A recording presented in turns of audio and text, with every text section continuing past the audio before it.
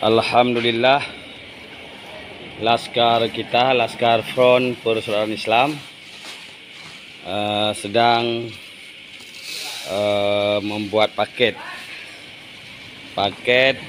berupa beras yang insya Allah akan kita antar kepada saudara kita yang tertimpa musibah banjir.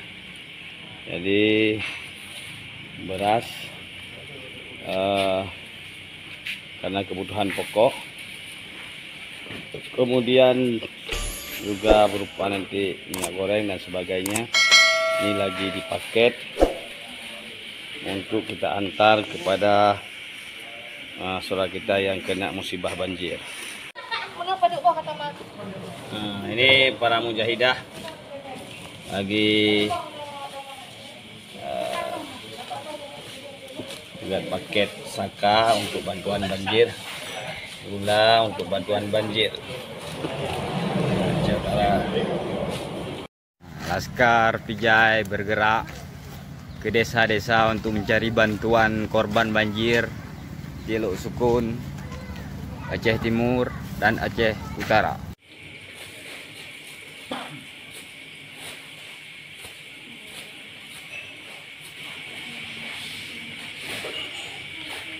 Ini para laskar sedang sibuk untuk membuat paket untuk dibagi kepada korban banjir. Wahai para mujahid, maralah ke hadapan, kerahkanlah tenagamu dan jua fikiran, korbankanlah hartamu sekalipun jiwa raga, teguhkan keyakinan, teruskanlah perjuangan.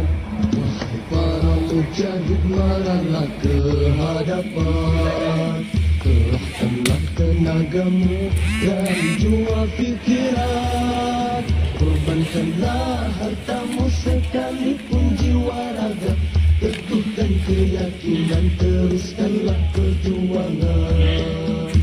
Wahai para mujahid, janganlah terpengaruh ujian nikmat hidup duniawi, biarpun ianya begitu indah, namun hanya sementara.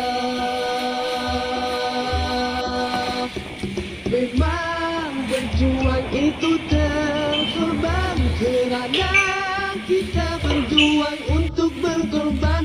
Itulah asam garam perjuangan, syarat mendapat cinta Allah. Para mujahid, maralah ke hadapan, kerahkanlah tenagamu dan jiwa fikiran,